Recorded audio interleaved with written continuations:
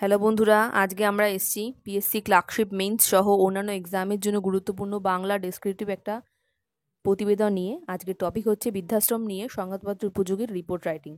তাহলে প্রথমে হচ্ছে বৃদ্ধাশ্রম, তারপরে নিয়ে এসো সংবাদদাতা, তারপরে জায়গার নাম, তারিখ, তারপরে হচ্ছে মূল বিষয়বস্তু।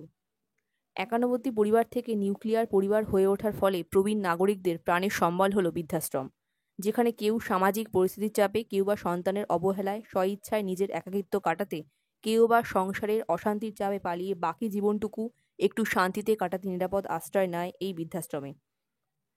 সরকার পেনশন যোজনা, প্রবীণ নাগরিক অধিকার সুরক্ষা আইন, প্রবীণ নাগরিক মঞ্চ বিভিন্ন উদ্যোগের মাধ্যমে প্রবীণ নাগরিকদের স্বাস্থ্য সুরক্ষায় সচেষ্ট হলেও তাতে যথেষ্ট সদিচ্ছার অভাব রয়েছে। সমীক্ষায় জানা গেছে রাজ্যে মাত্র একটিও গোটা দেশে গোটা কয়েক বৃদ্ধাশ্রম রয়েছে। তবে কেরালা ও তামিলনাড়ুর সরকার ৩০০টিরও বেশি সরকারি ও বেসরকারি বৃদ্ধাশ্রম চালানোর দায়িত্ব ভালোভাবে পালন করছে।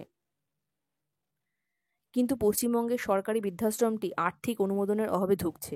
এখানে প্রবীণ নাগরিকদের শারীরিক অবস্থা নিম্নগামী এবং আবাসিকদের মধ্যে কিছুজন মানসিক ভারসাম্য হারিয়েছে, যা চিন্তার ভাঁজ ফেলেছে বিশিষ্ট মানব কল্যাণ মঞ্চকে। অন্যদিকে পশ্চিমী দুনিয়ার বয়স্ক নাগরিকদের মনোরঞ্জনের জন্য সারা মাস ধরে অনুষ্ঠান আয়োজিত হয়। ফ্রান্সে বয়স্ক নাগরিকদের কিছু সুবিধা বাতিল করা হলে সারা দেশে বিক্ষোভে ফেটে পড়ে। ফলে ফ্রান্সের সরকার নির্দেশ ফেরত নিতে বাধ্য হয়।